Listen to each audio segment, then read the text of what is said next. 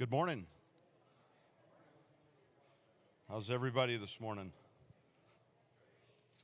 Recovered from last night, right? Maybe. My name is Ed Taves, and on behalf of the Jacobs Engineering Group, it's my privilege and honor to get to introduce this morning's keynote speaker, which I think you will get a lot out of, a lot of good positive energy. Really looking forward to it. And one of the things that she's going to talk about that I can tell you our Jacobs group really believes in is a balance of life, especially going through the COVID period that we've gone through. So what that really means is when we're an extension of the DOTs, of you folks, and I was a former DOT 25-year career employee, so I know what that means. But when we're an extension of the DOTs, what that means is we're your partners, and we care about the communities. We care about things in two ways. One, we want to do a good job. We want to have good quality products. We want to build a relationship. We want to do good technical work, be on time. But the other part of that is we do believe in the quality of life of what our projects and products mean to the general public and each community. And I think you'll hear that from our keynote speaker this morning. And speaking of our keynote speaker, she is a great lady. I just got the chance to visit with her briefly this morning, and her name is Elizabeth Mcmillan. She is the Director of Communications for the Utah Department of Transportation, and she has worked in the transportation industry for about 13 years, specializes in public involvement, but also has experience in policy and legislation. And you can read in her bio, it talks a little bit about she believes that the governments, DOTs, can have a positive influence systematically or systemically in all of the communities. And again, I think you'll hear that this morning. One thing I thought was interesting is her capstone study was on the balance of the quality of life and transportation. And that was towards her Master's of Applied Positive Psychology from the University of Pennsylvania. It was interesting visiting with her this morning throughout her career. One good story that I wanted to share with you is throughout her career, she realized the importance of her family and specifically her son and spending time with her son and her family and trying to balance that out with her work life. And I think that really speaks volumes to what she's going to bring to this morning's session. So please join me in welcoming Elizabeth Mcmillan.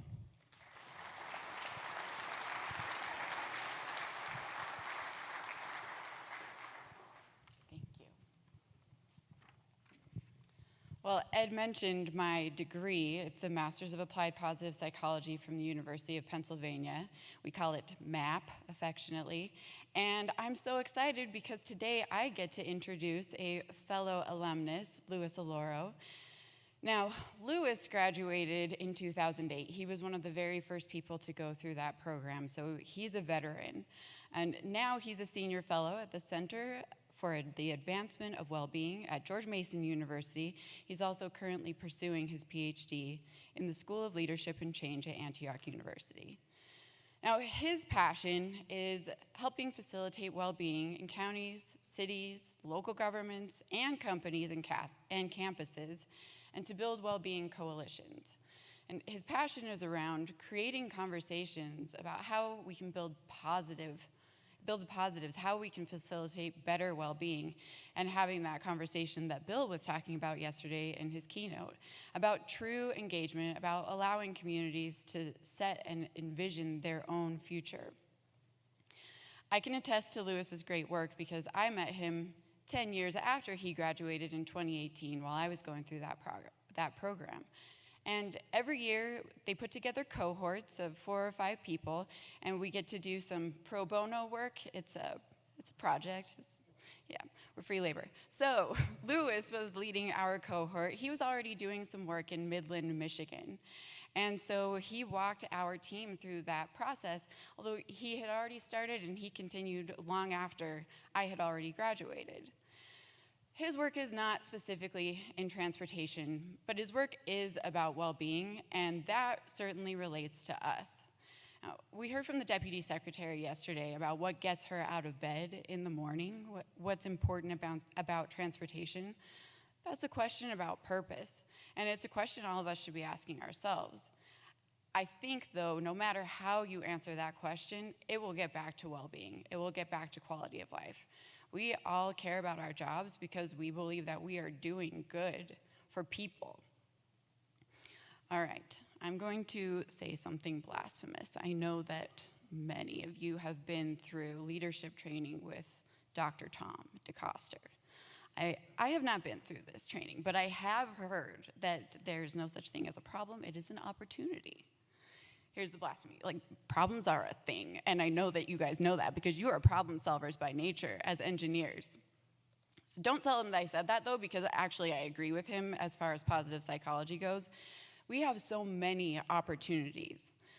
A fundamental of positive psychology is that we're not just fixing things, we're growing the good. We're looking for things that we can actively do to make things better.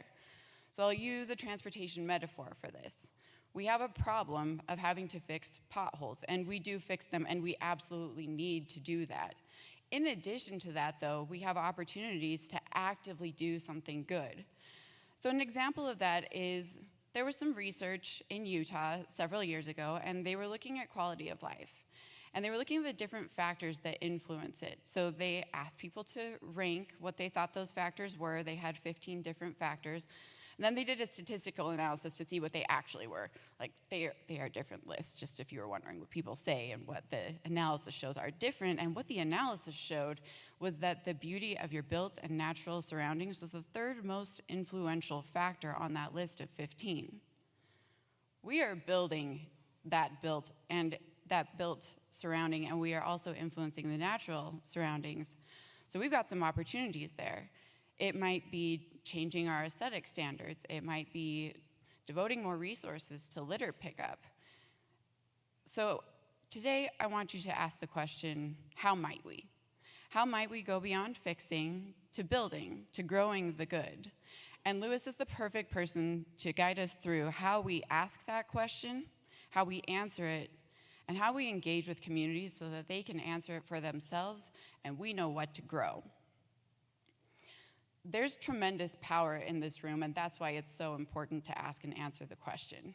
You are leaders in companies with collectively thousands and thousands of people whose well-being can be improved by the way you run those organizations. There are billions of dollars of assets that we manage that we can do good in. You also have political influence. Maybe sometimes it doesn't feel like as much as we would all like, but you do have influence.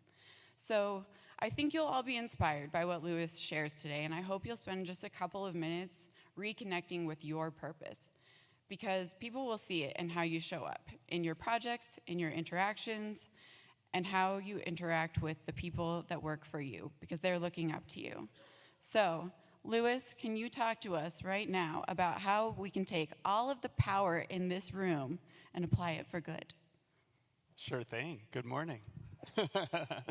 Good morning.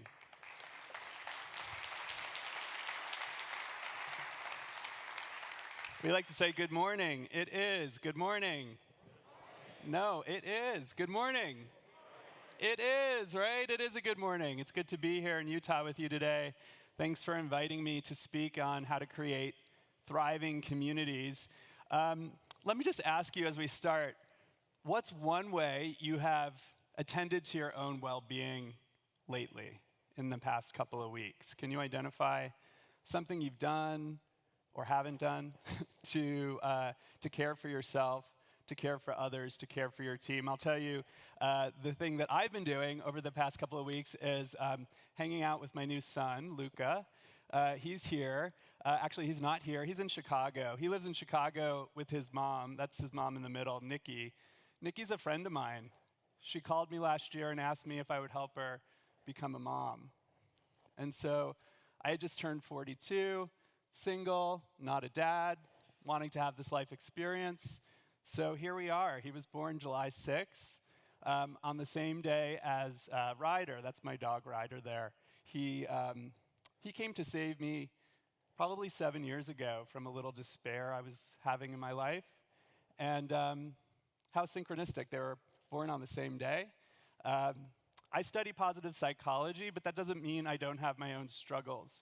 And so I just want to put that up front as we start to talk about how you can be, how you could be attending to your mission here. I was doing a little bit of research on your work in transportation. April 1st, 1967, this mission came to be.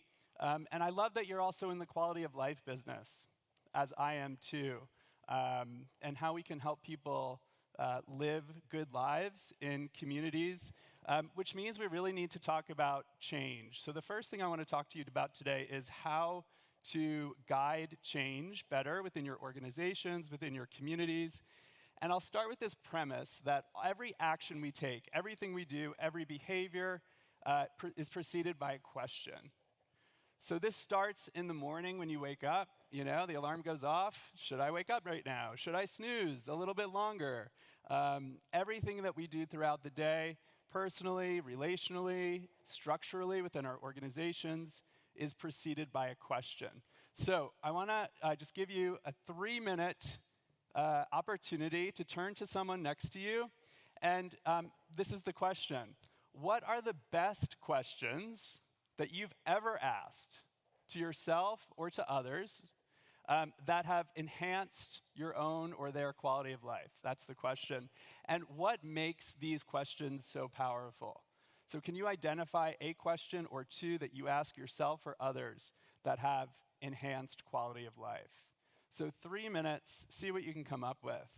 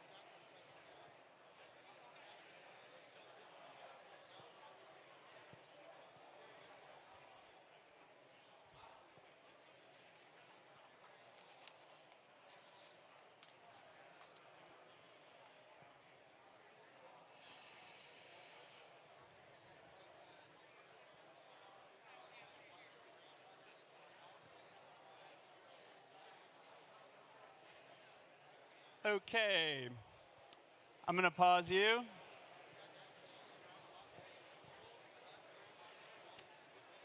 So, that's enough for now. All right, these questions, these powerful questions, are what we call generative questions. Generative questions are questions that help us see old things in new ways. Generative questions are questions that elicit stories, that help us make connections with people's lived experiences in their lives, There's such rich data in people's lived experiences that we can learn from. And they touch our heart and spirit because generative questions help us look at reality just a little bit differently. Elizabeth said we both study positive psychology, which is really not about being all positive all the time. It's more about being agile and flexible and open and curious to seeing things differently. And the reason why this is so important is because human systems move in the direction of the questions they ask. We ask questions about things we care about, and when we move in the direction of the questions we ask, we end up using those questions to discern our behaviors and our actions. What are we going to be doing next? So I realize that having conversations with your communities, with your cities, is something that's really important to you as well. And I think that that is really great. Transportation was something we used to do to communities, right? We used to put roads where we wanted to and had people have to change their lives and adjust accordingly. Not so much anymore. I also understand that you're federally required to engage communities in conversations. And understanding what communities need can be a challenge, especially in diverse places where these people may need one thing and these other people are looking for something else. So it's no longer acceptable to do things to people. How do we do things with people? And this is something that not just communities are up against, but corporations as well.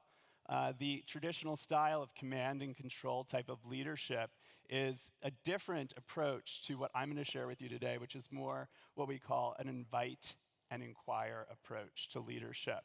And this model here is a technique, a process, a method that we use to have that kind of invitation to individuals, to work teams, or to entire communities to address what they want to be creating in their lives and in their work. So appreciative inquiry is a process that does encourage new ideas to emerge. I'm going to walk you through this cycle right now, this 5D cycle. It starts with a generative topic. So the generative topic is the title of my talk today, How to Create Thriving Communities. And if I were to ask you that question, it starts with a discovery around times in your life or times in the past where you've had an experience of being a part of a thriving community. So you ask questions like, what's working well, or what has worked well in the past when it comes to creating thriving communities. You want to elicit strengths, the positive core, best principles and practices. What's been your best experience of being a part of a thriving community? What strengths do we have to draw on? When you listen to people's stories of these high points, you could hear what's worked well, you could hear the conditions that made it so great in the past. And you use that as a springboard to then launch into the future.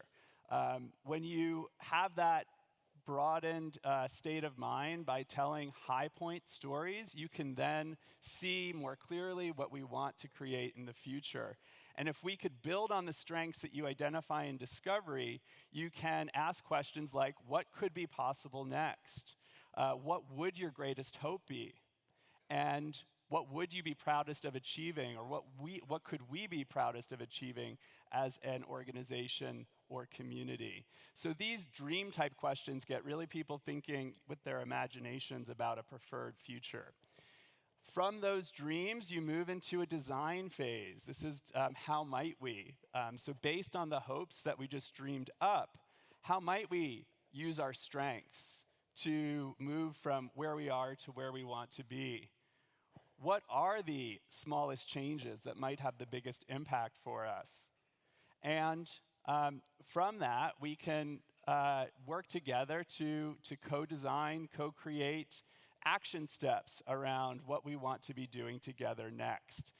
These pathways then help us move to that future, that destiny. What are our 3 most important next steps? What do we want to do next? What if-then plans can we put in place? These pitfall plans, sometimes we call contingency plans. So this is not all just about dreaming positively. It's about dreaming around our hopes, but also then planning for what if things don't go according to plan, which we know happens. What's one action you would like to take in the next 24 to 48 hours? And this, in a community setting, can help people organize and have a way forward with shared and more distributed leadership. I'll tell you that this approach has been used in many places, from the United Nations to the city of Cleveland. I've worked with the city of Cleveland on a sustainability initiative called Sustainable Cleveland 2019. Sustainable Cleveland 2019 was a 10-year initiative that used appreciative inquiry to help the community organize around how to create a sustainable Cleveland. Building a green city on a blue lake is what they subtitled that work. That you'll notice that of their working groups from this appreciative inquiry approach, sustainable mobility was one of those things. This was back in 2009-10 when bike lanes were becoming a more and more a thing. And being a part of that, energy of these working groups, a diverse group of community members coming together around creating this green city on a blue lake. So when we come together about what's important to us, we begin to come alive.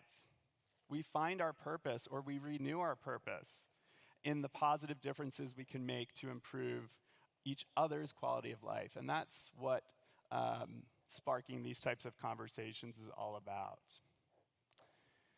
The third thing that I want to talk to you about today is thriving. And so this is one way of talking about well-being, and why well-being is such an important condition or precondition for having these generative conversations, having them be effective and having them be sustainable over time. So well-being, simply put, is the ability to feel good and function effectively. Well-being gives quite a broad illustration of a standard of living of the populations or the communities that we're working with. And it involves subjective experiences as people's perceptions of their happiness or of their relationships at home and work. And of course, objective indicators like employment status, for example, or adverse childhood experiences that people might report. So well-being involves both subjective and objective measures. It includes how you feel, what you think, and what you do. So behaviors you want to look at, but you also want to look at people's perceptions. And I'll just make the note here that well-being cannot be stripped away from the social, historical context and the perspectives of the people that are in the room and the history of those people. Just like you can't take the eggs out of a cake once you make it, well-being shapes and is shaped by all sorts of factors that it coexists with. So why should you invest in well-being? Why is that an important investment for all of you as leaders of your organizations and leaders in your community? Well, you could see here some of the statistics of why well-being is important for outcomes we care about, like engagement and productivity. You could also see that well-being helps people show up to their work. Have you heard of this idea of presenteeism? Presenteeism, people who are showing up but are not really there. They're thinking about where they'd rather be. So well-being, when people are feeling good and functioning effectively, they're not absent. They're there. They're really there. They're there to be engaged. They're there to do well. We say well-being inspires well-doing. So if I were to ask you right now to get on the scales for a moment and to take a look at your own well-being across these factors that we have here, positive emotion, engagement, relationships, meaning, achievement or accomplishment, and health. And if you were to do your own subjective evaluation of your own well-being lately, what would you say? What we measure, we manage. I'm going to go through each of these pillars one by one and just give you a little glimpse of the science of what we know and some nudges of what you might do for yourself, for your teams, or for your community. First, positive emotions. Positive emotions, the presence of heartfelt positivity. Again, you wouldn't be positive all the time, because if you were positive all the time, you would have nothing to compare it to. You wouldn't know what that felt like anymore. So the message here isn't be positive, just be positive. It's to be more discerning of your emotional welfare, your emotional well-being, and choose more moments for eliciting positive emotion. Positive emotions, according to Dr. Barb Fredrickson at the University of North Carolina, says opens our hearts and our minds and makes us more receptive, creative, and connected to each other. So her studies show that people who are higher in positive emotion can solve problems faster and more creatively. People who are higher in positive emotion have better social relationships, even have higher immune function. Studies that take influenza, put influenza in people's noses and see how long it takes them to bounce back from the influenza, people who are higher in positive emotion. So something that we're all trying to do this year especially. Our business performance is determined by our mood, and so this is something for a business case for why we want to have workplaces and schools where people can feel good and have that heartfelt positivity.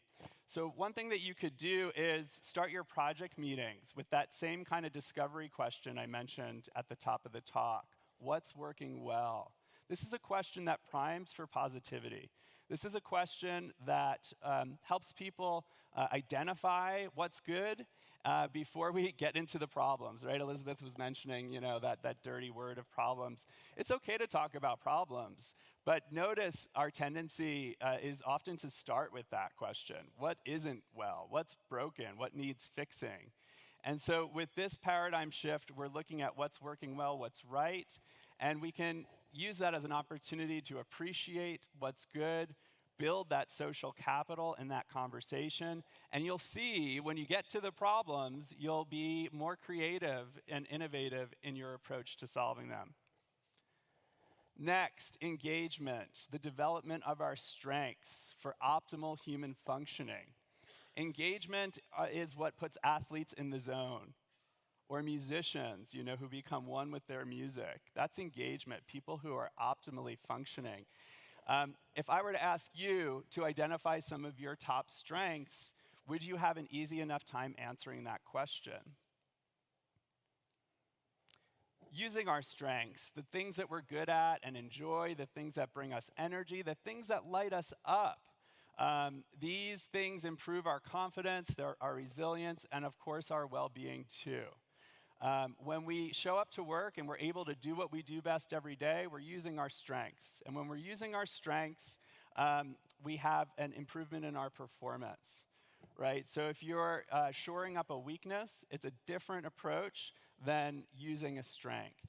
So my question for you, or the nudge, is how can you help people identify the strengths?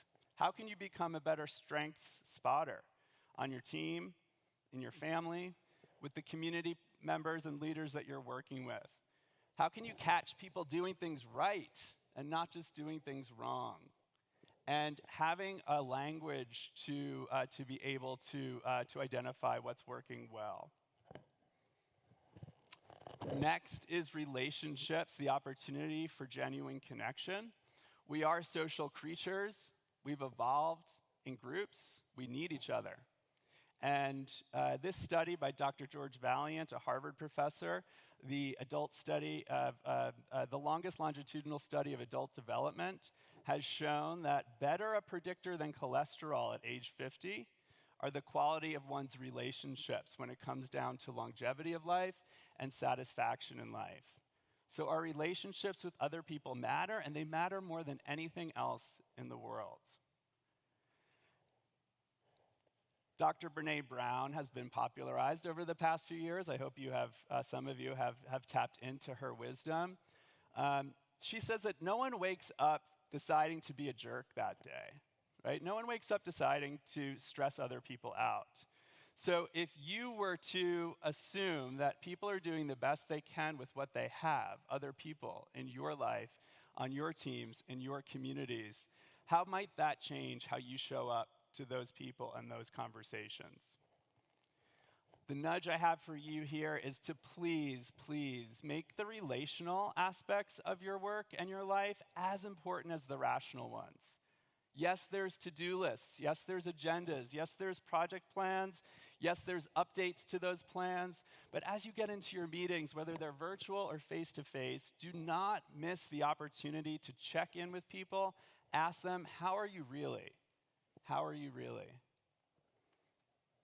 The next, meaning and having work that matters. The single best predictor of having meaningfulness in your life is remembering that what you do makes a positive impact for other people. There's research that shows that restaurants, you probably have been to some of these restaurants where you could see the cooks in the kitchen, right? There's a glass wall or no wall between. Those restaurants, those cooks are more satisfied with their jobs because they see their end users, their customers, they have a connection with them, and the customers rate that food better than restaurants who don't have that connection, opportunity for connection. Another example of this is Etsy, the online app. At Etsy, everyone in that company spends time on the customer service lines 1 week a year.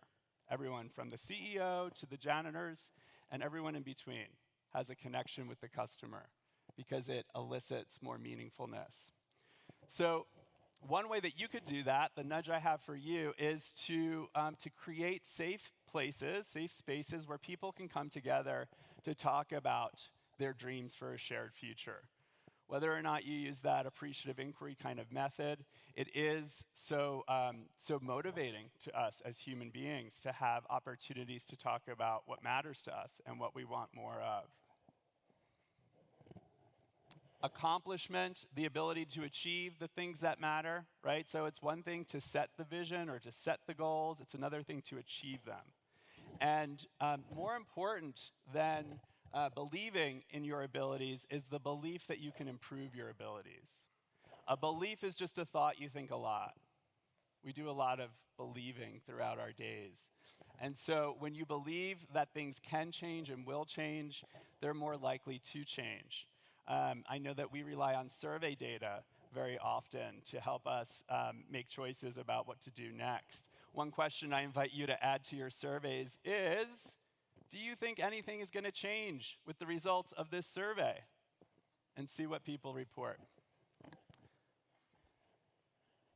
We use this a lot in our organization, the learning loop. It's a feedback mechanism that helps us when we are looking to accomplish things that are important to us, act, and then assess those actions, and then adjust those actions accordingly.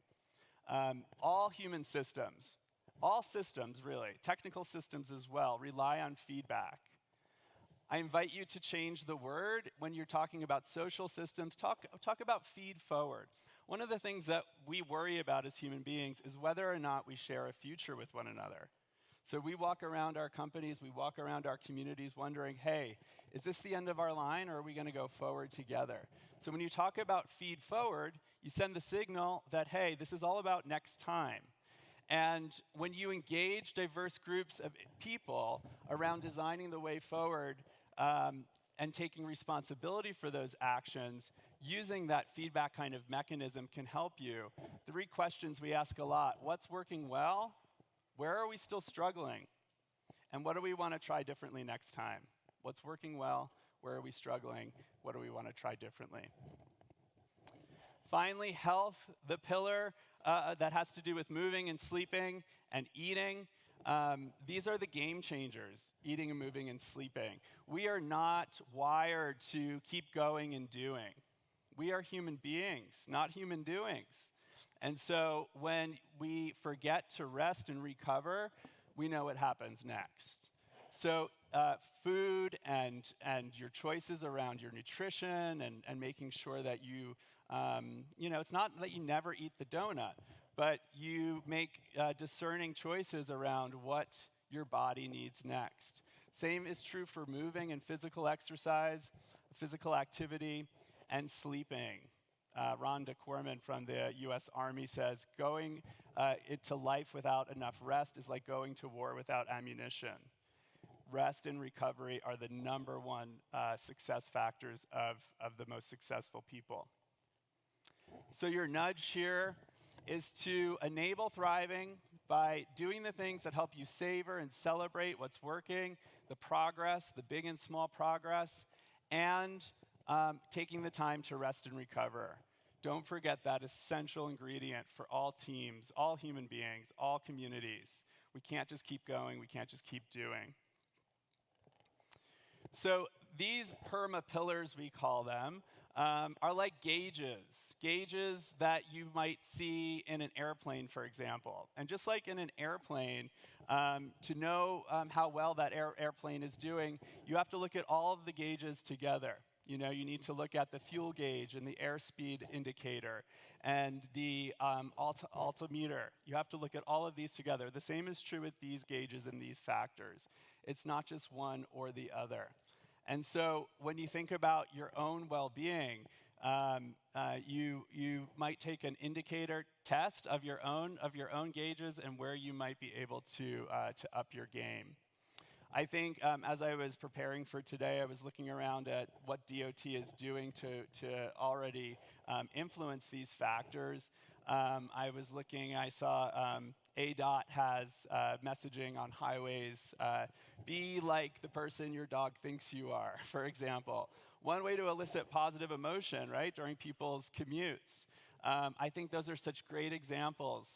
Or thinking about bike lanes and pedestrian lanes as a way to improve the health of a community or a neighborhood by getting people more active. So I think you were already hitting on some of these, and I wonder how we might be able to do more with what's next. You may have seen this floating around the conference. We invited you to take this assessment, this Perma Wellbeing Assessment. We set up a special URL just for you at this conference to see, hey, what's the well-being like of this room? And when we work with communities using this type of assessment, it's able to spark conversations about well-being. When you take this, you'll get a nice customized report that gives you a sense of how you're going and how you're doing, and a whole database of evidence-based interventions that you might be able to try on for your own managing of well-being. This is not something that, well-being is not one of these things that constantly increases. It's one of these things that ebbs and flows. And especially this last year, right, with so much challenge with the pandemic and the uncertainty that this continues to cause in our lives, uncertainty brings us stress. And stress brings us depression. And depression, what happens with depression, what that brings us next. There are deaths of despair, they're called, where people who are not well are afflicted by alcoholism or suicide. And there are statistics that show that people in this industry are particularly impacted by that. Elizabeth was telling me that there was a suicide at UDOT this year, several more attempted suicides, and this is just what we know of. My brother died of suicide when I was 12 and he was 19. So this is something really close to my heart, and I'm sure one of the reasons why I'm in this work is to help remind people that things can get better, things do get better, we can get better, and we can collectively get better too. So I invite you to take this survey. I invite you to think about these 3 sections of change, how we guide change, how sparking conversations is a great way to think about change. Change does happen one conversation at a time. And how enabling thriving or putting your attention on well-being, how important that is for the work that we're doing in our communities and our cities. It's an essential ingredient. In fact, if you think about the virtuous cycle between a stakeholder's well-being or I don't think that's the most appropriate word to even use these days, interested parties, well-being, and successful change has a virtuous cycle. And the leadership approach from command and control, we're doing this to you, to an invite and an inquire, we're doing this with you. And when we're well-being inspires that well-doing. We need that well-being for that well-doing to happen. So as leaders, are you willing to support the complex and emergent process of working collaboratively to create change? Thank you. 1 of 600.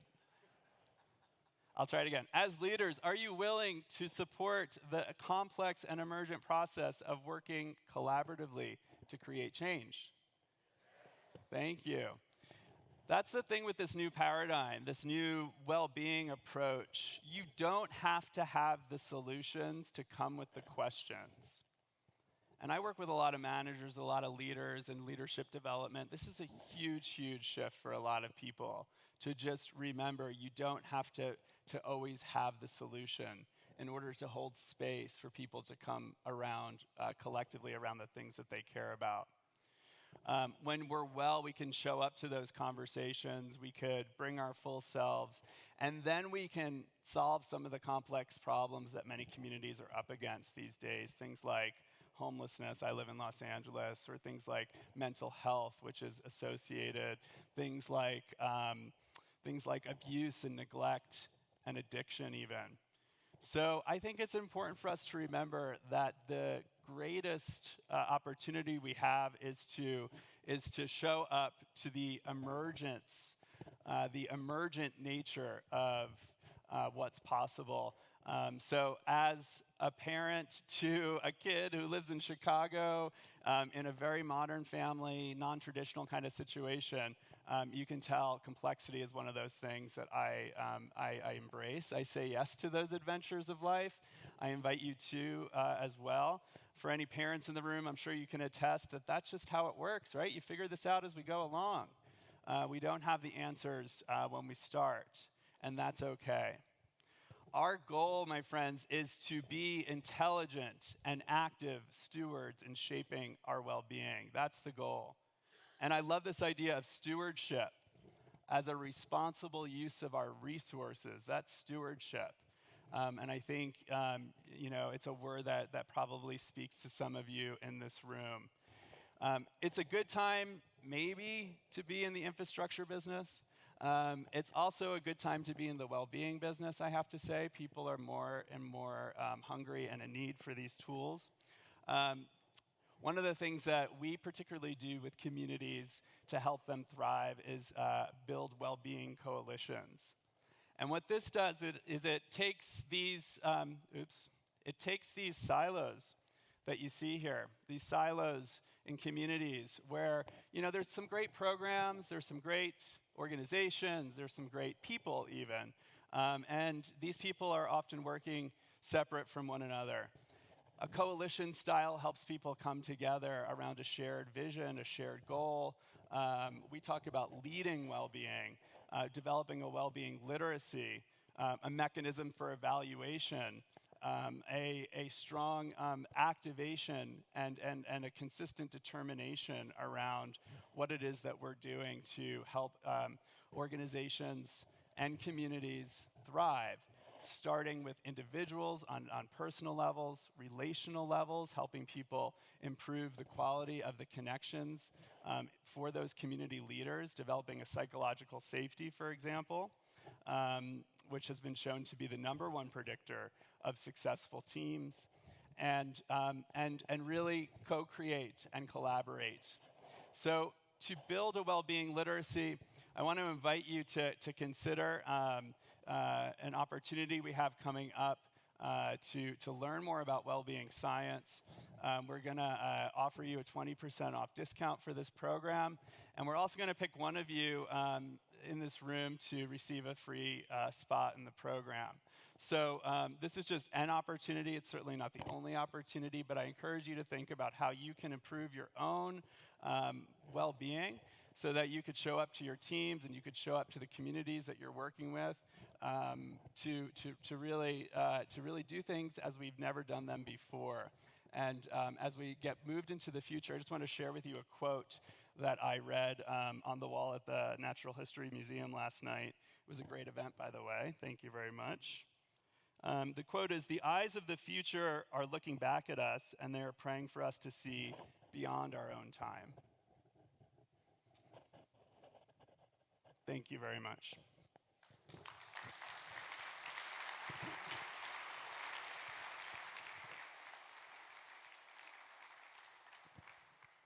All right, we have just a couple of minutes for questions for Lewis. I'm guessing you have more than a few, but we're going to keep it to about 5 to 7 minutes before we have our panel. All right, who has a question? I will bring the mic to you.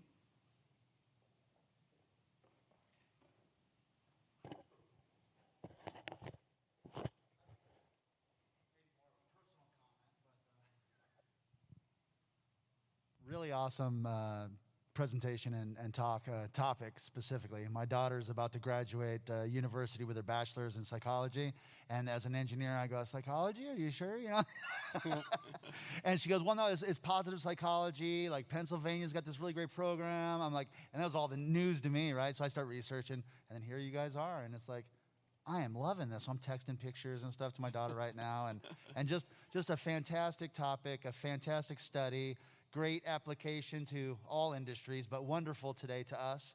So just thank you. And it's a wonderful reminder because I put myself last on that well-being, and trying to correct that, the rest, it's just well put, and it made an impact. Thank you. Yep, absolutely.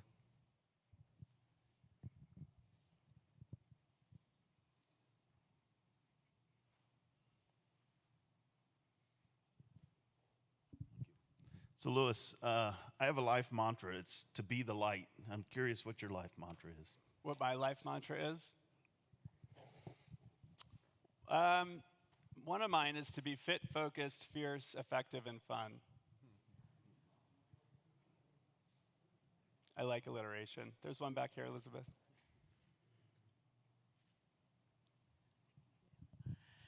So my question is, I love the idea of asking at the beginning of the meeting what's going well, because I agree, often we just focus on diving into what we need to fix.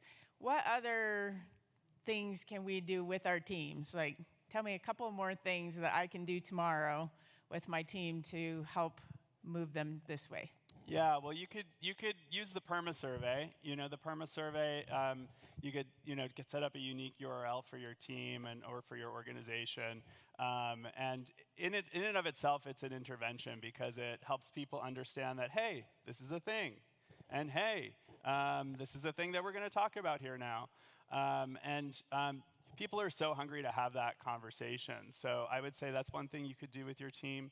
Another thing you could do with your team, I love this one, think like a 5-year-old day. Every so often, ask questions. Hey, why do we do it this way? Why do we have this process? Why do we have this procedure? Is it still working for why we created it and what it was intended for? So ask questions, be curious. Inquiry is the top marker of positivity and well-being on a team. One of the ways that we measure this sometimes is to count the number of questions that get asked in a team meeting versus the number of statements that get made. So are we asking enough questions? Are we curious enough? Those are a couple of things you could do with your team. So I'm not asking this question for myself, it's for the benefit of others. Asking for a friend. So if this is a aha moment, this session with you, and you decide there's part of your personal life or your work life that you want to sort of change, how would you suggest, whether it's to one person or a group, how would you suggest you enable that change? Wow, that's one question, but it's a big question, right? I think for some people, believing that change is possible and that we change every second of every day. I think, for people to be reminded that we're changing every moment of every day in a world that's changing in every moment of every day. On a neurobiological level, we're changing. We're growing new cells till the very last breath we take. And I'll tell you, this is a newer advancement in science over the past 20 years. When I was coming of age, the question was, when does your brain stop developing? 24, 25. It never stops developing, is what modern neuroscience is able to show us. Plasticity is real. Neurogenesis is real. So that's where attending to foods and our nutrition and our sleep and our activity are all things that we can do to spark change within our bodies. Those big things that we want to work on, one step at a time, right? Running a marathon, you develop a plan, you stick to the plan, you get to the 26.2 miles. So it's like going to the gym, right? So you do that consistently over time, and you're going to start seeing your body change. The same is true for your mind. All right, we've got time for a couple more. Who else?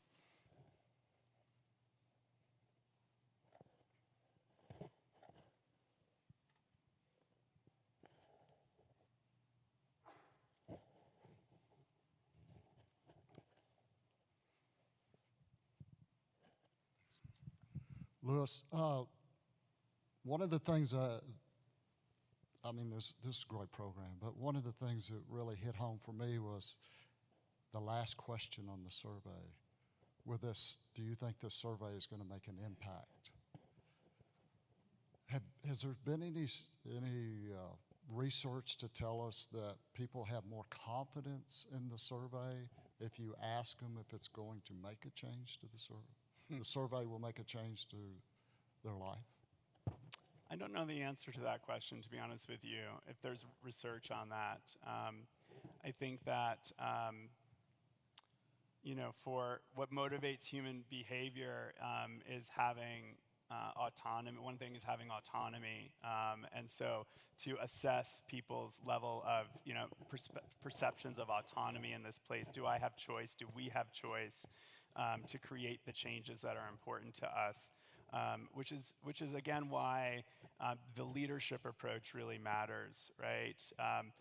The old way of doing DOT to communities, right, versus the new way of doing it with communities, and showing up to hold space for people. Again, not with the solutions, but with the questions and with the curiosity to elicit, hey, what's important to you? What do you want to see happen next?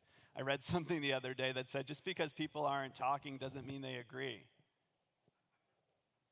Right? So we have to be more curious. Hey, tell me more about what you think. Elizabeth, we haven't heard from you. Not that that's usually true, but Elizabeth, we haven't heard from you. Tell us what's going on with you right there in the meeting. So I know that you're not technically in the psychology business, but you are in the quality of life business. And you are, in many ways, in the behavior change business when you put in new opportunities for travel, right, to have people use those. I think also that well-being as a construct is holistic.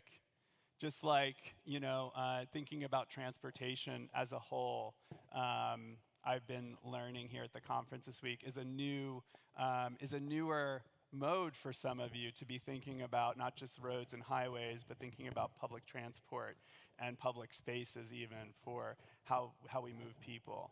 And I think, the world is begging for us to take a more broad view of our work and our life. And that's one thing that positive emotion and well-being allows us to do. They have some great studies with eye tracking software that show that people who are higher in well-being have a greater field of vision, that they could see more expansively, right? And if that's not case enough for why we want to invest in this as a organization or in your organizations and communities, then I don't really know what is. One of the reasons I asked the question was, I think most of the people in this room have been in public meetings when the public walks in and says, you've already made up your mind. You're just here to tell us what's going on. And we have to, as a community, we have to figure out how to level that down to convince them that we're here to listen. That was the curiosity behind the question. Yeah, people want to be listened to and heard. And so there's skills to acquire to do that better. And so we show with our actions, yeah. And so even if there's been some past trepidations or challenges in particular communities, we could still show up today and move forward. All right. Thank you so much for participating and asking questions, and please help me thank Louis. Thank you.